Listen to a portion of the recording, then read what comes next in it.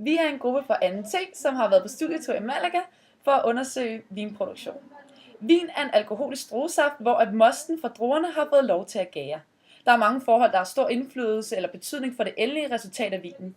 Proceduren for vinen har kun enkelte forskelle, når det kommer til, at man vil producere forskellige sorter. Vand er en stor del af vinen, og det er helt op til 80-90 volumenprocent.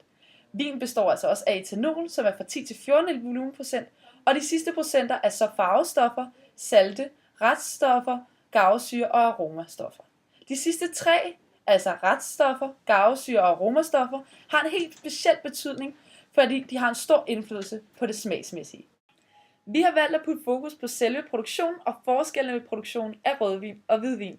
Først og fremmest der fjerner man altså stilkene og knuser druerne lidt, så mosten kan komme ud. Ja, men i nogle tilfælde med rødvin, der lader man altså stilkene køre videre over i gæringen, men det er altså kun i nogle tilfælde.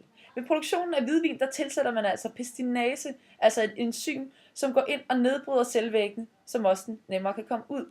Derved, der fjerner man også skallerne før gæringen, men da der er rigtig mange aromastoffer i skallerne, der bliver man altså nødt til at nedkøle druerne, da aromastofferne har en stor indflydelse på det smagsmæssige. Da man gerne vil have aromastofferne med, så nedkøler man druerne, og derfor ekstraherer aromastofferne over i mosten før gæringen. Men derefter så bliver de transporteret over i gæringstanke, hvor gæringen så endelig kan tage i akt. Der findes allerede naturlige gærsvampe i skallerne, som går ind og tager et angreb på det her sukkerindhold.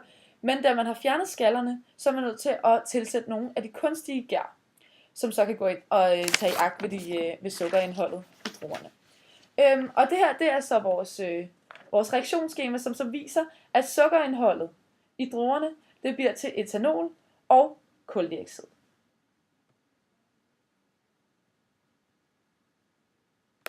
Man bruger oftest kultiveret gær i stedet for vildgær, da det giver en større kontrol over gæringsprocessen. Men efter den her gæringsproces, der bliver det bare transporteret over i en ståltank, hvor at partikler de bundfaldes, og der tilsættes bentonit, som går ind og fjerner alle mikroorganismer. Derefter så filtreres vin bare, og så tappes den. Hvis man derimod snakker om produktion af rødvin, er der måske et par enkelte forskelle. Man kan nogle gange vælge at tilsætte svovldioxid eller natriumsulfid for at dræbe vildgæret, hvis man ønsker at bruge kunstig gær. Men nogle gange, også når det gælder rødvin, så vælger man simpelthen at sætte endnu en gæring i gang, nemlig den malolaktiske gæring. Og det er simpelthen for at få en bedre smag. Det er simpelthen mælkesyrebakterien, der går ind og omdanner den her skarpe, smagende æblesyre til noget mildere mælkesyre og carbondioxid. Og det er simpelthen denne her, vi snakker om. Hvis man derimod snakker om produktion af rødvin, er der måske et par enkelte forskelle. Man kan nogle gange vælge at tilsætte svovldioxid eller natriumsulfid for at dræbe vildgæret, hvis man ønsker at bruge kunstig gær. Men nogle gange, også når det gælder rødvin, så vælger man simpelthen at sætte endnu en gæring i gang, nemlig den malolaktiske gæring. Og det er simpelthen for at få en bedre smag.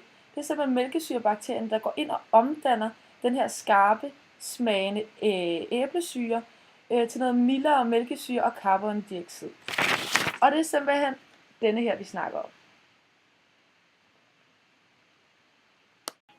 Farven betyder noget for smagen, da hjernen opstiller bestemte forventninger, når farven registreres. Rent teknisk påvirker den også smagen. Vinens farve påvirkes af det udtræk, der sker, mens mosten er i kontakt med skal af sten, frugt, kød og eventuelle stilke. Derfor er det helt afgørende, hvad det indeholder. For eksempel vil en vin med højt indhold af frugtsyre have tendens til at blive lysere end en vin med mindre frugtsyre. Dog har iltning af vinen også betydning for vinens lysefarve. Jo mere ilt, des mørkere bliver vinen som regel. Det bedste eksempel her er sherry, hvor iltning tilstræbes for at give vinen karakter. De røde, blå og violette farver kommer alle fra gruppe organiske kemiske forbindelser, der kaldes anthocyaniner. De er opløselige i vand og findes i sættestoffer i vindruens skal. Dette vil Ninette komme nærmere ind på. Restsukker har en stor dominans, når det kommer til vinens smag. Da vinens indhold af restsukker efter gæringen har bestemmelsen over, hvor sød den skal være. Derudover, hvis man kigger på garvesyre, der er det, at den har den her adstrængende smagsindtryk, som giver sådan en ro fornemmelse på tungen, og som får slimhinderne til at trække sig sammen. Derudover så er garvesyre en polyfenol? Polyfenoler er eksperimentelt undersøgt absorptionsspektret for rødvin. Vi lavede en række fortyndinger med vand og rødvin og undersøgte de forskellige spektre ved de forskellige fortyndinger. Ud fra det kunne vi se, at de røde bølgelængder passerede og altså ikke blev absorberet, som de andre farver gjorde, hvilket vi også forventede. Hvis man sammenlignede de forskellige fortyndingers spektre, kunne man se, at kurvene havde samme form, men absorptionskurven varierede og blev større, desto højere koncentrationen af vinen var. Denne graf viser sammenhæng mellem koncentration og absorbansen. I y-aksen har vi absorbansen i nanometer, mens der i x-aksen er koncentration i mol per liter. Hvis vi tager udgangspunktet i Lambert-Behrs lov, kan vi ud fra grafen se, at resultaterne opfylder Lambert-Behrs lov. Det gør de, da loven siger, at jo højere koncentration er, desto højere er absorbansen. Med andre ord siges, at koncentration er proportional med absorbans. Som I kan se, giver Lambert-Behrs lov en lineær regression, men det gør den kun for de første 6 punkter. Det vil sige, at loven kun opfylder de 6 punkter.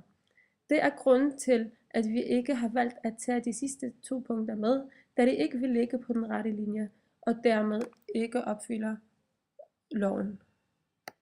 Ja, jeg vil så fortælle om varmetransport. Varmetransport kan ske på 3 forskellige måder. En af dem det er varmeledning, og det kan ske i alle faste stoffer, væsker eller gasser. Et eksempel på varmeledning det er, at man har et koldt miljø og et varmt miljø, og forbinder det med f.eks. en metalstang.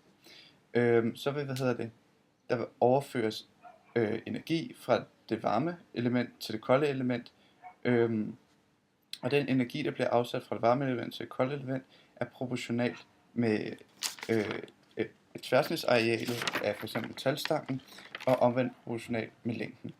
Ud fra den viden får man så den her formel, som er effekt af lig med ledningsevne gange tværsnitsarealet divideret med længden gange med temperaturforskel mellem de 2 legemer. Et andet eksempel på varmetransport det er konvektion, og det er, at der transporteres energi fra en samlet gas eller et stof. Og det sker for eksempel i hjemmet med radiatorer, hvor radiatorer de opvarmer luften lige omkring radiatoren, sådan at dens densitet falder, og den stiger til værs og transporteres på den måde rundt i rummet. Når det så kommer til, hvor det mister sin densitet. Det vil så til sidst komme tilbage til radiatoren, hvor det på ny vil blive genopvarmet, og på den måde har man skabt en cirkel rundt i rummet med varm luft. Og den tredje eksempel på varmetransport, det er stråling, og det sker for eksempel, når solen opvarmer jorden ved hjælp af dens elektromagnetiske bølger.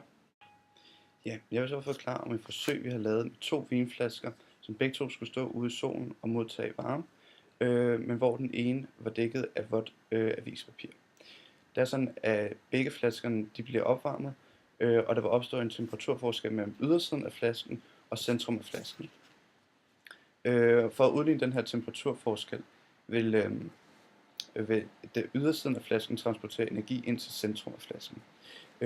Og den formel kan så skrives sådan: effekten, som transporteres ind til centrum af flasken, er lig med varmeledningsevnen gange tværsnitsarealet gange med længden fra ydersiden af flasken ind til centrum, eller radius kan man også skrive, gange den omgivelsernes temperatur minus temperaturen i centrum af flasken. P kan man så omskrive til delta E over delta T, som er energiforskellen over tidsforskellen. Man kan omskrive delta E til M gange C gange delta T gange delta store T, og massen det er M, den specifikke varmekapacitet er C, og delta T det er forskellen af temperatur, der bliver transporteret ind til centrum af flasken. Ved at flytte rundt på M og C, eller ved at flytte M og C over på en anden side, får man delta T, delta store T og delta lille T er lig med varmeledningsevnen gange tværsnitsarealet divideret med massen gange den specifikke varmekapacitet gange længden, eller radius, gange temperaturforskellen mellem ydersiden af flasken og centrum af flasken. Det er sådan, at temperaturforskellen mellem ydersiden af flasken og centrum af flasken, det er afhængigt af, hvor meget varme der bliver transporteret mellem de 2 men hvor meget varme der bliver transporteret mellem ydersiden af flasken og centrum af flasken er også afhængig af, hvor stor temperaturforskellen er. Derfor er de altså afhængige af hinanden. Det betyder altså, at differentialkvotienten for den her formel, eller ligning, er den samme som selve ligningen. Og ved at differentiere ligningen, skulle man så gerne få det samme.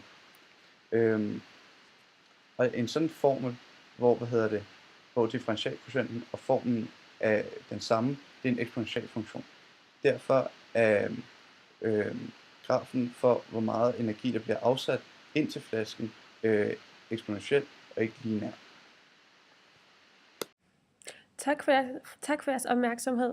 Vi håber, I har fået det mest ud af det.